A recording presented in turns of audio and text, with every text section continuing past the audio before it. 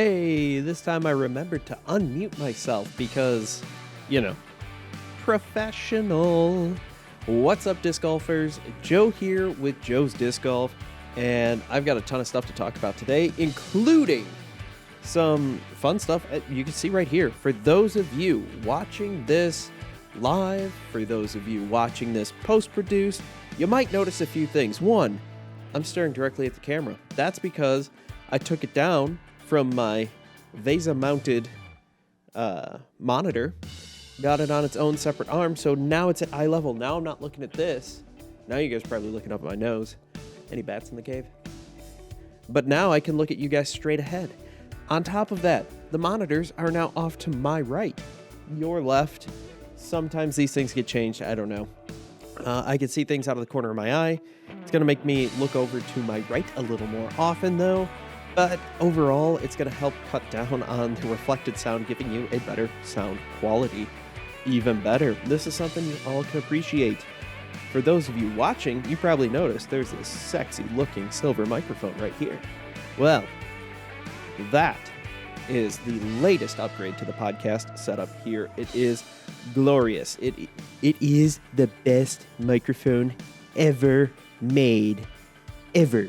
It's somewhere between Donald Trump and the comic book guy.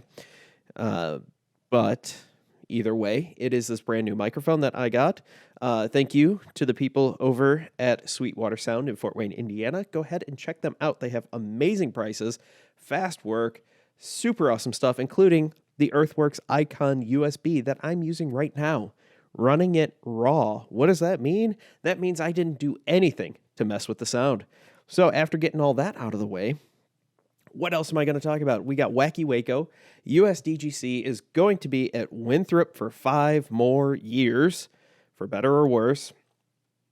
Got some Kona Panis talk here, and this did not update properly.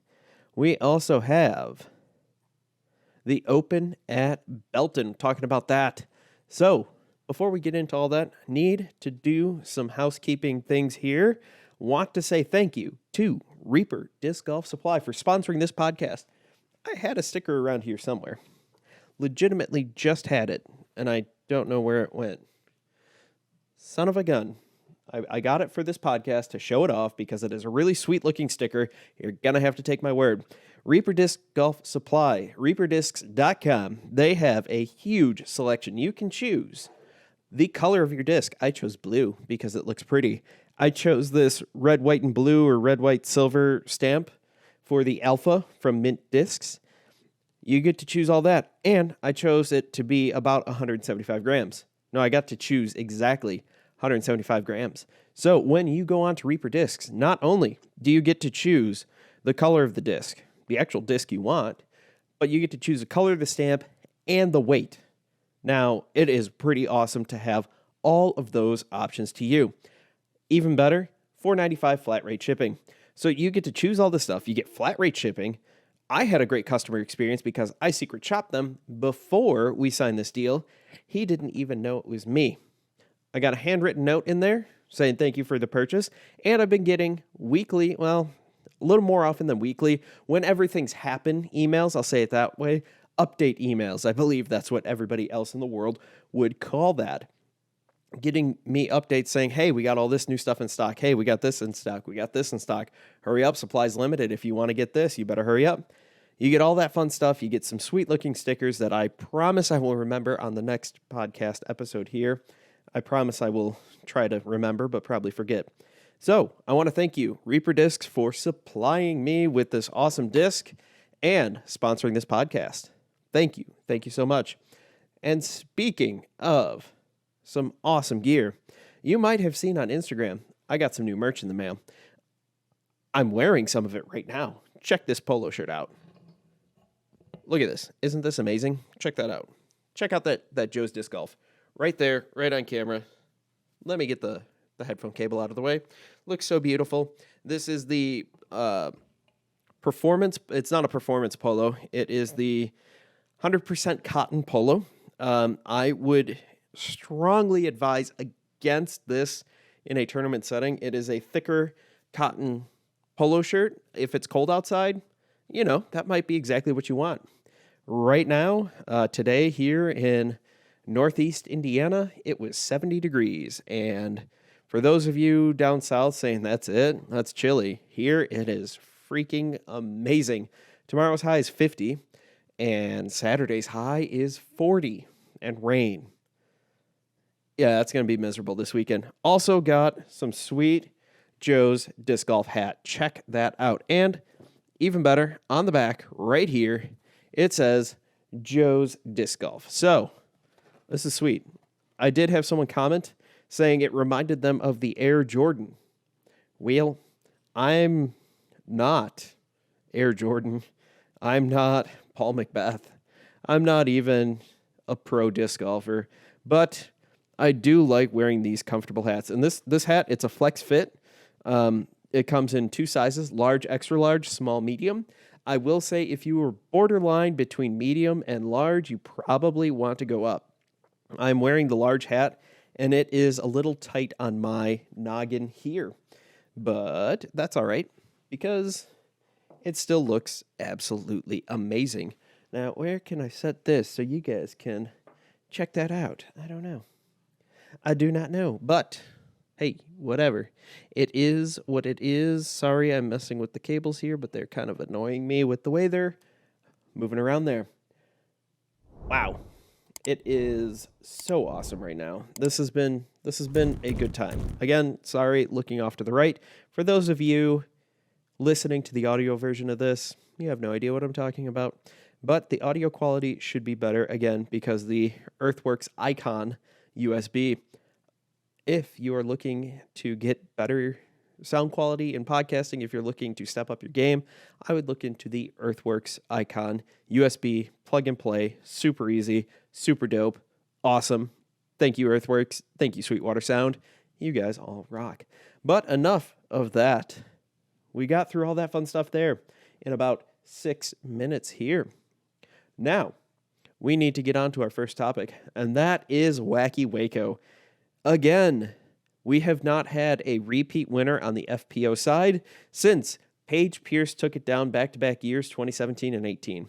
She looked like she was going to make a push this year, and then she didn't. Round 3 was not a very good round for Paige Pierce. She tried to get aggressive. She tried to make up strokes, and that ultimately cost her. But, you can't say she didn't try, and I have to credit her for that.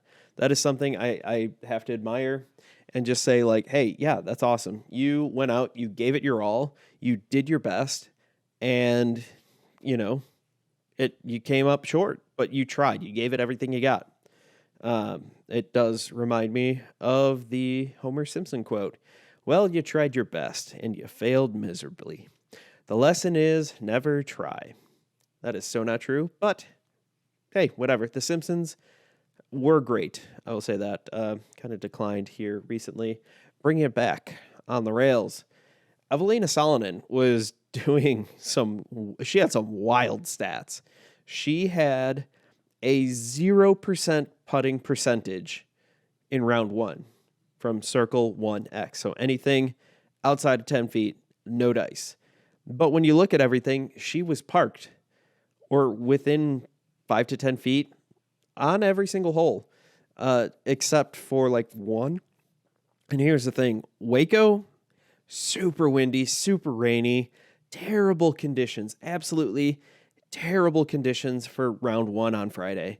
It was some of the worst weather conditions I have seen for a long time for a disc golf tournament that I have not participated in. Played in some pretty crappy weather before, but that's neither here nor there. Where we were there was Waco, Texas. And it was pretty impressive. She built up a pretty strong lead, had solid drives, getting the disc close to the basket. She didn't need to putt. Like, she was throwing the disc so well. Her upshots were so well. Her drives were so good. They're right on target. She didn't need to putt according to what UDisc calls a putt, which is anything outside of 10 feet. So she had that going for her. Round 2, a little bit of the same. We had some people playing catch up there. We had a whole bunch of people tied at second and I think 6th place. Those are the two kind of big groupings. They're one stroke apart. Eveliina had like a 7-stroke lead at one point, and this was hers to lose. She played well. In that round, Owen made a push. Macy Valadiaz made a push. Katrina Allen made a push. Valerie Mandujano gave a push. And it was a lot of fun. Round 2 was a lot of fun. Round 3, she still had the lead, and then just kind of the putting got to her. It was really bad. It was so bad. She was missing 20 footers, 15 footers, 10 footers. It was really painful to watch. You could tell she had absolutely no confidence in her putt at all. And apparently Twitch is yelling at me because unstable bit rate, but I can't do anything about that. Sorry, Twitch. I'm sorry. I've gone back to live. So welcome. If you want to catch the show live, Thursdays, 8:30 p.m. Best disc golf podcast named after someone named Joe, and at 8:30 p.m. Eastern Standard Time. But Eveliina not looking so hot. She ended up dropping to, I believe she finished right around 7th place. Like, she dropped hard. She shot a really terrible round, and it was leaking into the rest of her game. She had no confidence in her putt. So that means she felt like she had to throw everything under the basket. And so she was laying up circle's edge. It was rough. The wind was picking up a little bit, but it was not that bad. Then you have Valerie Mandujano, who played phenomenal disc golf. She played really, really good. She had a solid performance round 1. And round 1, I think she was, I'm trying to remember off the top of my head. I think she was right at even par, maybe 1 stroke over, which, given the way the wind was and the scoring separation, that really wasn't that bad. But then she moved up and she just kept plugging away. Her drives on round 3 were absolutely ridiculous, just lacing it up the fairway, minimal mistakes, keeping the disc in bounds. On hole 17, she's just around the corner, throws this beautiful forehand that she has not practiced all week on this hole and drops it right under the basket, forcing Kristin Tattar to take a triple bogey and seal the deal. Because Kristin Tattar did not have a great drive. She got off. She had an upshot. She got up to the corner. She's going to throw it down. Valerie said, hang on, check this. Kristin basically had to throw it in to get a tie or keep it close, and that just didn't go so well. Katrina Allen played absolutely lights out. She ends up tying the course record that Owen Scoggins set in 2021. I almost said 2020, but we're in 2022. She set that last year at Waco. Katrina Allen played out of her mind. If it was anything within 45 feet, you're like, yeah, she's got it. She'll make it. She's got that putt. Her drives were amazing. She shot an 8 under par. Absolutely amazing. She would have had the course record at 9 under par. She threw on 18. Gorgeous first drive. Gorgeous shot. Laid up to exactly where you need to go. Takes her next drive. Throws it. Beautiful. Ends up hitting right near the basket. Catches edge. Rolls slowly into the water. Goes OB. She makes the putt. She gets par and misses it. She would have got it. She would have nailed it and got that 8 under, and it would have been absolutely amazing. Absolutely amazing. And welcome to anybody joining in and listening to this podcast live. I want to thank you all. Thank you, thank you, thank you. If you got any questions, any comments, concerns, screams of pain, leave them in the chat. So that was most of the FPO field. Macy Valadiaz ended up on lead card as well. She got in. She was on 4th on the card for that, and she played really well. She made some mistakes, but nothing too bad. This is her first year full tour. This is her first year post-wedding, so she's not planning a wedding in the middle of the season, and she looked really good. The value proposition for her in a skip ace league, pretty high. She is from Tennessee, good woods golfer, good out in the open. She's got a big arm. She did well at DDO. She did well at Waco here. She wasn't at Vegas.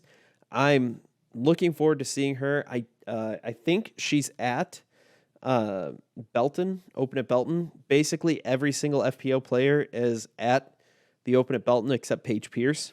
Spoiler alert, getting into the Open at Belton. The other thing I got to talk about, Kona Panis. What happened? Should we sound the alarm? Does Dynamic Discs have buyer's remorse at this point? She has not looked good at Waco. She did not look good at Las Vegas Challenge. Her putting is, she's struggling all over the box. It is a struggle fest for Kona Panis. The one thing that she's got going for her is her huge social media following, which I need to take some lessons from her. Holy crap. She's got a huge social media following.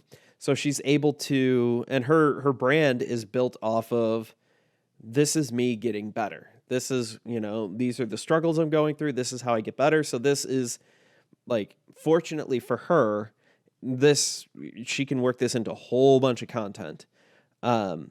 She is looking, hopefully, I can't remember, she's going to the Open at Belton. I need to pull up that webpage here. But she is, like I said, she's not looking all that great. And I'm hoping that she gets better. But it's not looking promising this part. Kona Panis is going to tee off at 2:10 p.m. tomorrow. One of the earliest tee times there. She'll be teeing off with Casey Pennington, Caitlin Belty, and Lydia Lyons. Nope, not Lydia Lyons. There's only 3 per card. So I can read. I can read that Catholic education. But anyway, back to Kona. She's not looked good. We're 2 tournaments in. The hard part is she absolutely dominated at Waco last year and pooped the bed this year is the best way to say it. She pooped the bed. And I'm rooting for her because I don't want to see someone fail like that. That's not something I want to see. I like that's pretty terrible. I like if she's going out and ending up in 15th but playing well, it's just the rest of the field played better. That's different. This is the rest of the field not playing better than her. It's her just beating herself.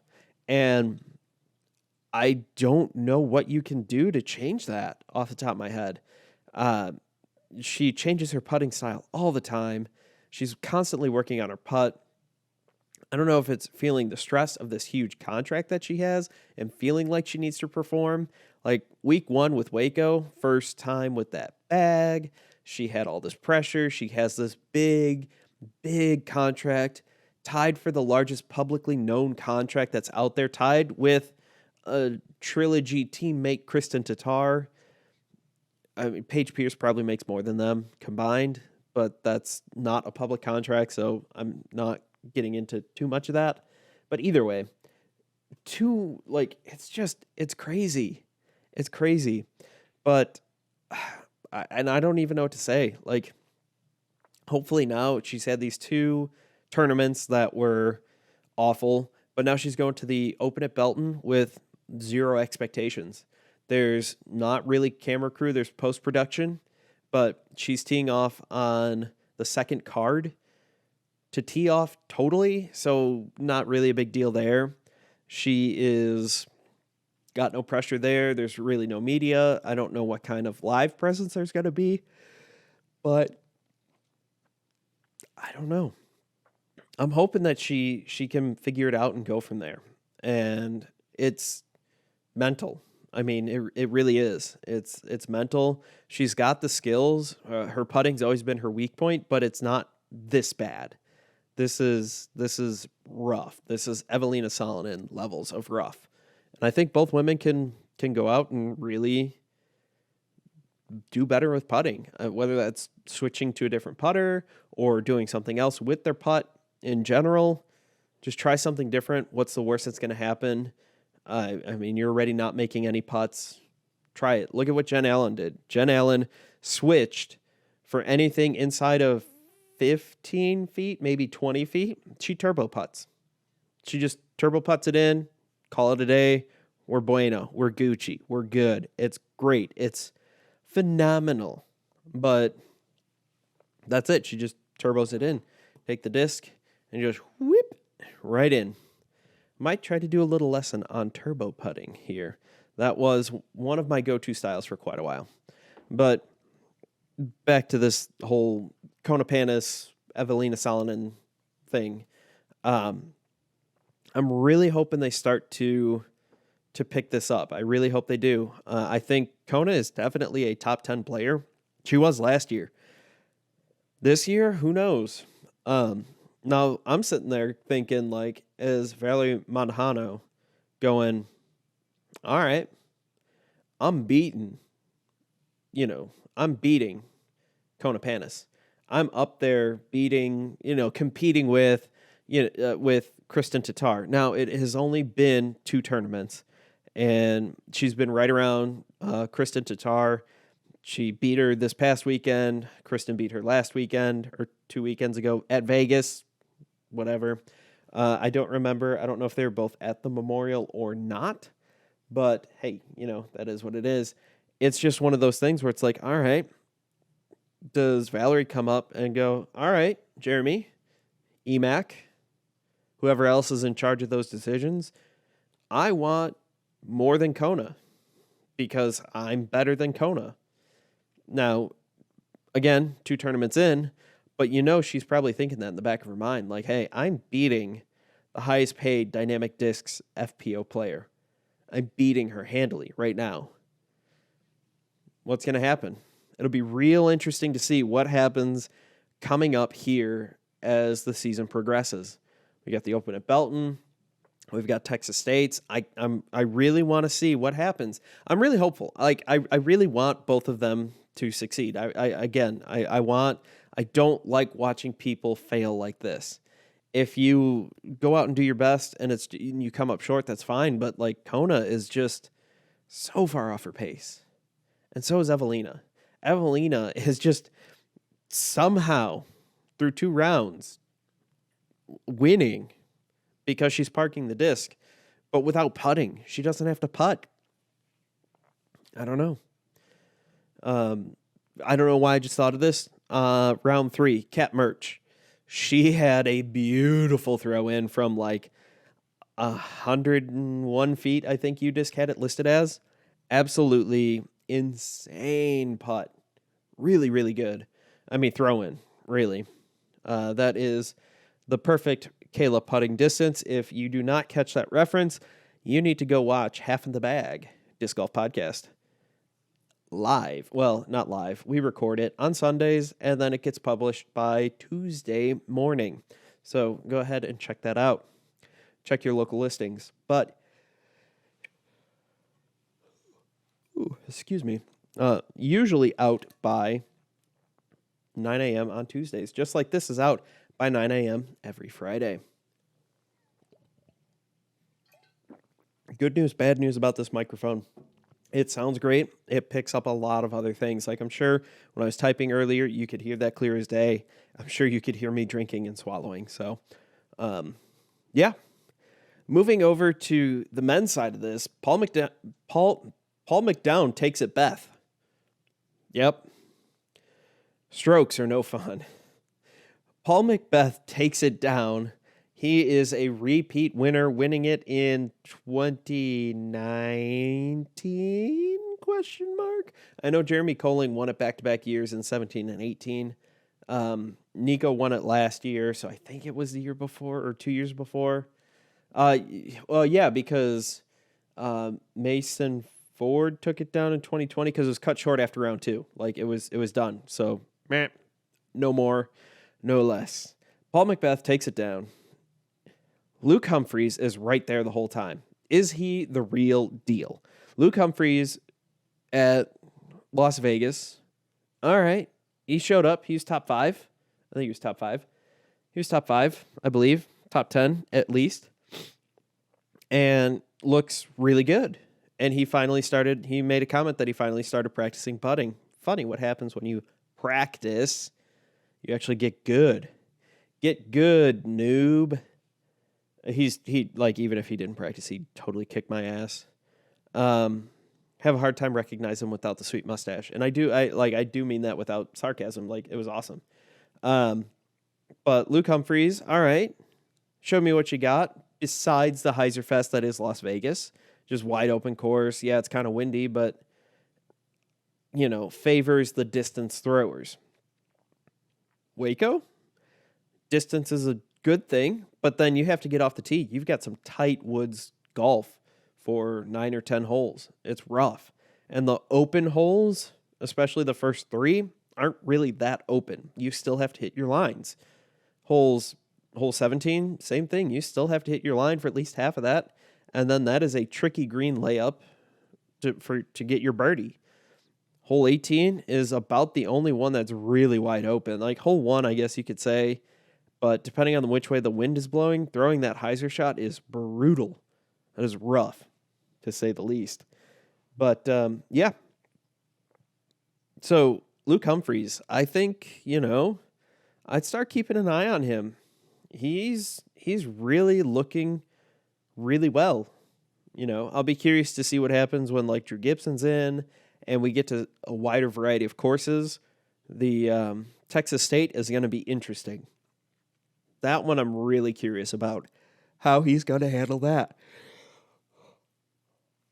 Excuse me. Sorry. As a side note, my daughter is getting off of being sick. She's finally back on the mend. Nothing bad, but a cold. And when a baby has a cold, a baby doesn't sleep. And when a baby doesn't sleep, nobody sleeps. So that is part of the reason why there was no Waco wrap-up on coming out for Monday, because I barely was able to get enough time to help record, edit, and release the Half in the Bag podcast. One-man show for behind the scenes right here. Edit. I'm the videographer, the photographer, the cinematographer, the other ographers that are there, executive producer, assistant to the executive producer, host, editor, everything, sound engineer. It's fun. I love doing it. It's great. But yeah, a lot of stuff to do. And when you have a sick child, it is not a lot of fun because, you also don't want your kid to be sick. That's just no fun. But Ricky Wysocki finishing middle of the pack again. I say middle of the pack. He's down around 12, 15 between Las Vegas and Waco. Not looking so hot. Actually, he showed a lot of emotion, slamming his disc, just not Ricky things. So you could tell he is actually visibly frustrated and having a very difficult time right now. And I don't know what it is. He just looks a little bit off. I think he just needs a little more time to get to know his bag a little bit more. I don't know how else to put it. Fortunately, he has another chance here at the Open at Belton.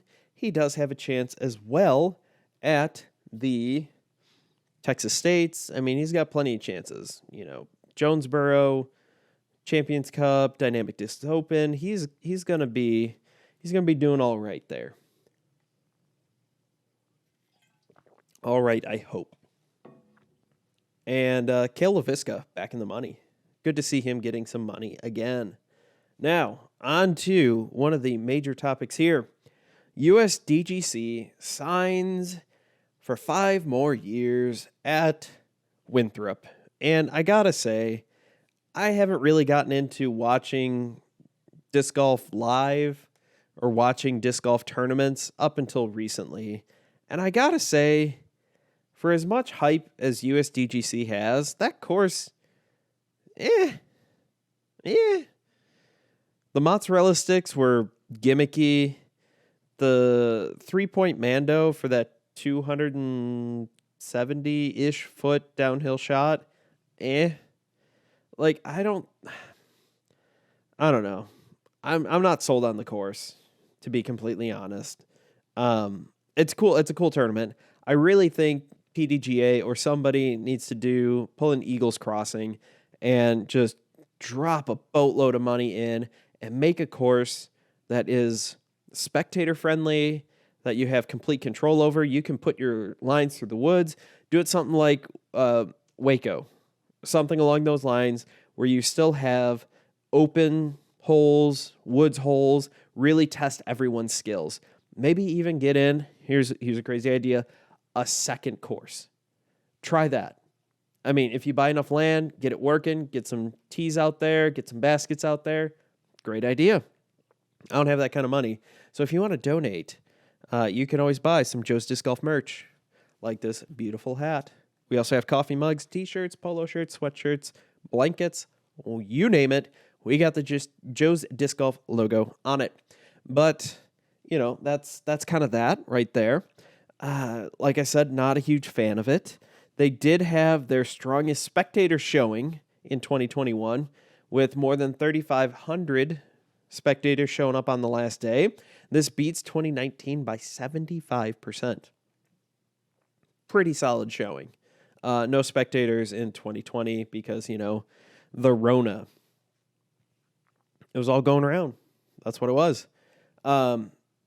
The tournament will now be Thursday through Sunday rather than the weird Wednesday through Saturday. I don't know. Maybe that was some kind of historical thing. Maybe that was something the university was saying like, hey, this is what's going on. Working to add parking to add more spectators. This is a direct quote from Jonathan Poole, USDGC event director. We're not near capacity in terms of what the lakefront area can handle and people on the course. Also, if you want to read this full article, it is up on Ultiworld, discgolf.ultiworld.com. Now, who goes to this? All former champions. So going back the entire history, this is men's only, or MPO only. This runs alongside Throw Pink Women's Disc Golf Championship, which should be a major. It's run right next to USDGC. It is on the same course. It is the same time. It is the same everything. Throw Pink should be a major. But I digress. All the former winners get to show up. Everyone who finished in the top 10 from 2021 also gets to show up. They switched how many people can qualify at a tournament, so it'll still be the same number of qualifiers, but instead of 5 men and 2.5 women, it will still be the same number of women. That hasn't changed, but the men has switched to 4, and now they offer more spots at more tournaments. So you qualify by being top 4, or one of the top 4 who hasn't already qualified. So if Paul Macbeth qualifies number 1, he's already won, and I think he was in the top 10 last year, so it doesn't matter. It would go to, whoever's number 2. If it was Nico was number 2, then Nico's already qualified from years past, so on and so forth. The media plan for USDGC going forward, or at least through 2022. Disc Golf Network will broadcast and be available to subscribers without extra fees. They did increase the price by a couple bucks. If you have a PDGA membership, you get it for an extra $1. You get it for $6 a month. If not, you get it for $12 a month, or you could pay for the year, or if you don't want to do any of that, you could go ahead and just give a unspecified amount of money. So far, last year it was $25 to watch it as a pay-per-view. Or, hear me out, sign up for Disc Golf Network and then just cancel it after. Watch it, cancel it, done. Then you're out $12, whatever it is. Crazy idea, I know, but it is something you can do. To add to that, you are paying for this. This is an extra $1 a month to go towards some of that. As I had mentioned to someone in a Reddit thread earlier today or yesterday, I can't remember, I think Disc Golf Network was partly looking for an excuse to raise their rates. If you listen to a lot of the interviews that Jeff Spring has done over the last couple months, They have invested in a lot of new cameras. They've invested in a lot of new wireless technology to make the cameras look better and work better. They've invested in more staff. They've invested in more other equipment and infrastructure. So, good Lord, they need to pay for it somehow. So they had to raise that. USDGC was good cover. So now they're like, hey, we cut a check to USDGC to be able to cover this. So we need you guys to help pay that, which is part of it probably. And who knows, there's no word on what that cost. But good Lord, you knew the prices were going up. Just listening to Jeff Spring talk about all the stuff that they did to improve it. And I really think that they have done better. My criticism, my very vocal criticism of the All-Star event was everything seemed slapped together last second.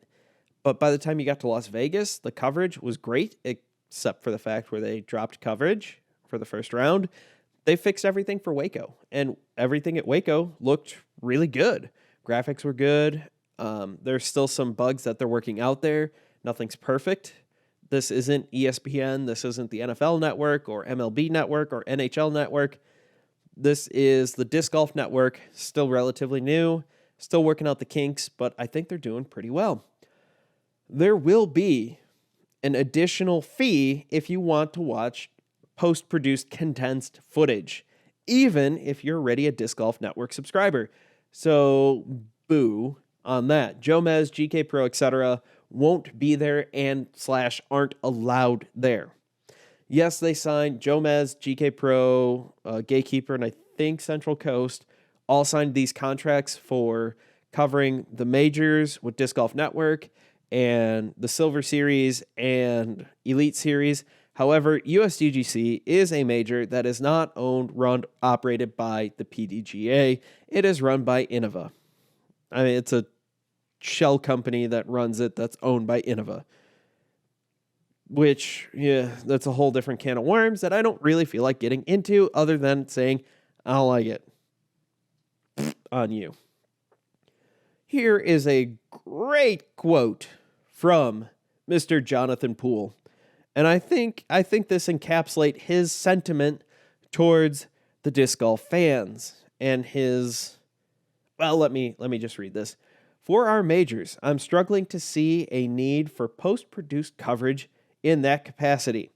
If you're making the live streams available for replay behind a paywall in their entirety, I think that's fine. If you have a broadcast or editing team that's willing to go back and condense that footage, that makes sense. Screw you and your silver spoon. That's all I gotta say.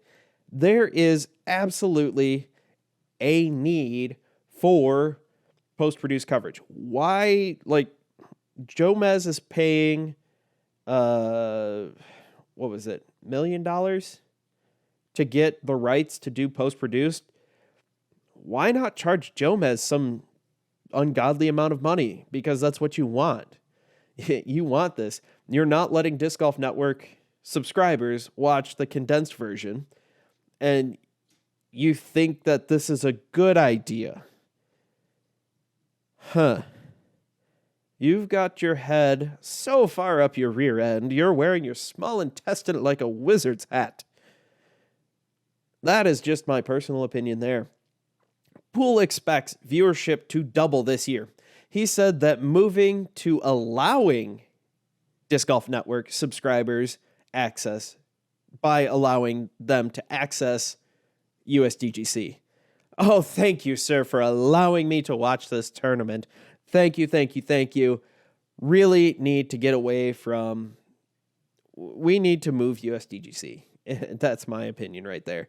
It needs to go. I don't think it needs to be a rotating major, but I think we need to create a course, find a course, whatever. W.R. Jackson at the IDGC. It's a good candidate there. Just throwing that out there. But someplace where it can be established, we can start building that history. We can start building those memories. And in a couple of years, it's not a big deal. I think this is not going to end well at Winthrop on this college campus. I don't think it will. I wasn't a fan of it last year. And yeah. Oh, welcome, Dragon Wagon. I don't know when you sent that, but welcome. But you no, I wanted to see when you sent it, but YouTube, why would you want to put a timestamp in there? That's just stupid. Stupid, stupid, stupid. But yeah, back to my post-production rant. I watch live disc golf. I also watch some post-produced stuff because, fun fact, as I've mentioned, I have a daughter. I also have a job. Disc Golf Media does not pay my salary yet, but you can help. Merch. That was a very shameless plug there. But anyway, you can, so I have to go to work. Fortunately, I can put on disc golf and I can put on these tournaments. We watch ESPN, we could watch March Madness, we could do all this stuff. That's fine. So I can put that on. But here's the thing. So far this year, the FPO has teed off first. And so I can watch FPO coverage. But by the time the MPO starts, I have to go home. And I spend time with my family and my daughter, so I don't get to watch that. So I watch the Jomez coverage, and Gatekeeper has Chase Card. So I'll watch both of those because I don't have time to watch another 4 hours of disc golf as much as I want to. I wish I could. Trust me, I wish I could, but I can't. So they both have a great place in this. So you can't discount it. And for those people who are saying Jomez is better than Disc Golf Network and vice versa, you are comparing apples and oranges. You cannot do that. They're not the same thing. It's not. I mean, that's the hard part is you're watching only the first card, most likely, maybe some really good highlights if they happen to catch it off of other cards. If you're watching Jomez, Gatekeeper, GK, Central Coast, whoever, Disc Golf Network, they've got all these extra cameras, and so we can see all the different storylines. We can see Katrina Allen making a push to win Waco from the 5th card and being damn good about it. And yeah. Nice. Thank you, the DG Beast. And yes, it's, I don't know why YouTube just doesn't look over at Twitch and go, let's do that, but, legally different and better, and vice versa. It's not that hard. I mean, I'm not a computer programmer, so I'm not trying to discount that, but yes, it is. It doesn't make sense to me. But anyway, Poole also had this to say. He commented on the future of selecting, quote, the right location, end quote, for the Disc Golf Pro Tour stops. Again, if you're looking to watch this or read this article, it's on discgolf.altiworld.com. It was just published today, so it should be up towards the top. Venue selection, this is a direct quote, venue selection is going to be critical in the next 10 years. Where are we going and why? And do they have the infrastructure to support it? It's not just about the course anymore. One convenient thing about Winthrop is the fact that there is Wi-Fi and Ethernet everywhere because it's a college campus. I'll give them that. The quality of the camera coverage was phenomenal because they can plug everything in. More courses, I would not be surprised if in the 5-year plan at Eagles Crossing, depending on how things go with tournaments, if they're not thinking already about wiring that place for sound, so to speak, running cables everywhere. So, yeah. And Dragon Wagon says, I like watching the live later at night. It puts my girlfriend to sleep, and then I get to watch disc golf in all my glory. I understand. I really do. I used to until now. I'm like, I need sleep because children are awesome. I love my child. But trying to keep up with her and run a YouTube channel and run a podcast and a website and still do my job, there's not a lot of time in the day, man. There's not a lot of time. But I wouldn't be surprised if that's something going forward. Like, there is a course in Fort Wayne that I think would be pretty solid for Silver Series. I played 2 of the courses that happened to be Silver Series. Delwood, Clash of the Canyons, and then a former, it's up in Michigan, not Toboggan, it's Silver Series. Toboggan's on my hit list for this summer. Bucket list, not hit list. That's a very different list. I'm also trying to get to families taking a vacation. I want to get out to Flip City, Michigan. We're going up that way. It's only a couple hours out of the way. Trying to convince my wife that she wants to do that. We'll see how that goes. Fingers crossed. There is a course here, Tillman Park, that I think would be a solid Silver Series course. They're working on a seminary course, which is going to be championship level over 10,000 feet. I mean, they have one hole, it's 1,100 feet, and it's not a very wide fairway lined with tall pine trees and OB on the right, and the left side has sporadic trees, so you really got to lace something up the gut for the most part. I mean, the fairway is probably 40 feet wide. It's awesome. It is a blast. I love playing that course. And I'll love it even more once they get the concrete tee pads in. But they're going to do concrete with AstroTurf on the top. And it is glorious. So yes, again, coming back to the whole USDGC thing, like I said, I'll give Winthrop the win. I'm not here to just like automatically poo-poo everything. I don't think Winthrop's going to be a good course in the next 5 to 10 years. I think our pros are already starting to outgrow it.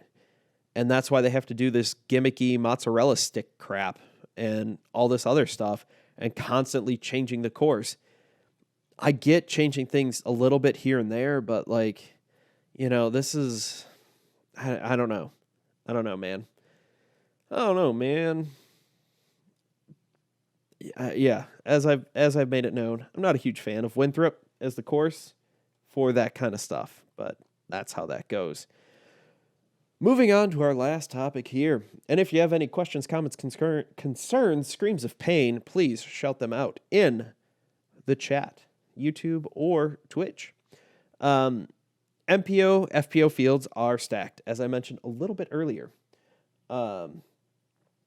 And Central Coast and GK Pro will have post-production here. Final round, as with almost all Silver Series, will be live on Disc Golf Network on Sunday. The MPO feature card that you will see, I think Central Coast is doing it. I don't know who's doing MPO and FPO. You'll have to double check. All the media that was put out, they put both logos on the MPO and FPO lead cards or feature cards. So either way, feature card for MPO, Brody Smith, Ricky Wysocki, Adam Hams, and Paul Macbeth. That's pretty interesting right there. Feature card for the FPO is Alexis Mandujano, Valerie Mandujano, Vanessa Van Dyken, and Katrina Allen. So that's going to be another solid card there. Belton is pretty cool. I don't know if it's ever going to really get off of Silver Series anytime soon, not because it's a bad course, but because of the location. Belton is kind of out of the way, Belton, Texas. Waco is at least close enough. I think it's about 2.5 hours from Dallas, just like Tyler, Texas, where I know that course. I know Tyler, Texas very well because I went to grad school there, and I played the course on campus that doesn't exist anymore because I went back recently. And the field where I used to play Ultimate Frisbee now has a dorm. Half the course where it was fun to go out, you played near road, tight OB shots. That's got tennis courts by it. Like, the course isn't what it used to be. But I lived 15 minutes from Dogwood, and you know what course I never played? Dogwood. So, not bitter about that at all. Not at all. But Tyler, Texas, 2.5 hours from Dallas, 2 hours and 45 minutes to the airport. I may or may not know that distance pretty well. Plus, they have a decent-sized airport to get into Tyler. So, regional airport, but still. And, that's a great course, great area. If you go and watch that, definitely go to the Jalapeno Tree.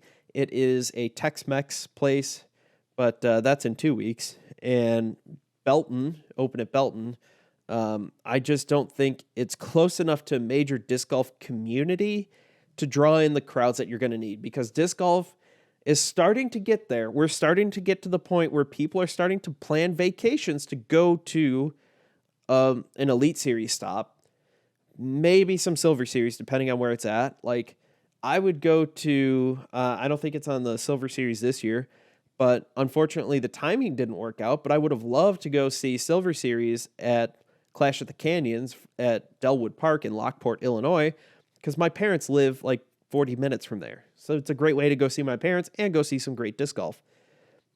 The closest tournament that I could go to here is Toboggan, going up there to D-Glow, which I probably will. I want to play D-Glow so bad. Not play D-Glow, play Toboggan.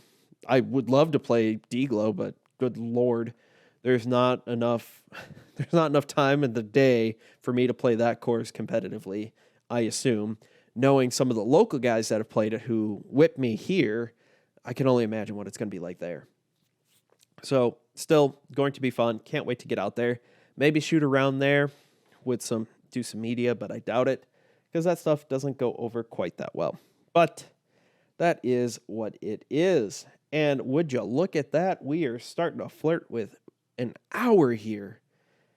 Holy macaroni, where did the time fly? We talked about so much fun stuff here. Going to wrap up the show here, get things going, get things moving and grooving, getting you guys on with your night. It's been a lovely Thursday night. Thank you for stopping by the DG Beat and Dragon Wagon. Love the commentary. Trying to get more live stuff out here when I do these. It's more fun to talk to people, even if I'm just pretending to talk to people for the 40 minutes or so that you guys, before you guys entered chat. That's all right, though. Thank you. I'm glad you love the show. Hopefully the sound is coming through good. New microphone. Haven't quite got it tuned yet. You can catch Joe's Disc Golf live Thursdays at 8:30 p.m. Eastern Standard Time. You can listen to the show post-produced, because that's how podcasts work usually.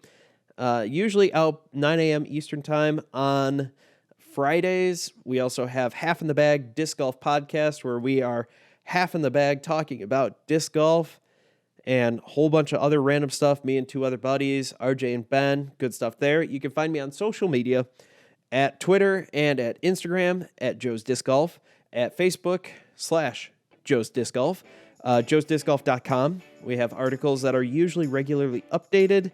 YouTube channel, obviously. Twitch channel, got that going.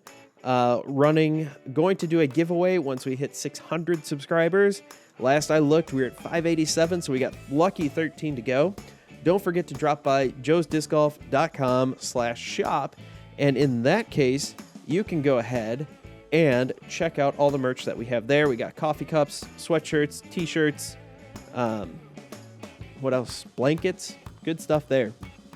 All, sourced as locally as possible, given the turmoil in the world right now. So if there are certain things that are missing, that's because I can't guarantee that we can get them in. And this is all print on demand, so it takes a little bit longer to get out there, but it's well worth the wait. It saves everybody money. It saves, time and energy, resources, and all that, because everything is just made to order, essentially. So thank you all for watching. Thank you all for listening. I can't wait to see you all at the next time. That is Thursdays at 8:30 p.m. Eastern Standard Time. And if you get a great tree kick back into the woods, thank Treesus. And if you get kicked deeper into the woods, well, you have transgressed against Treesus, and you need to reflect and repent and atone for your sins. So thank you all for watching. I've been Joe. You've been awesome, and have a good day.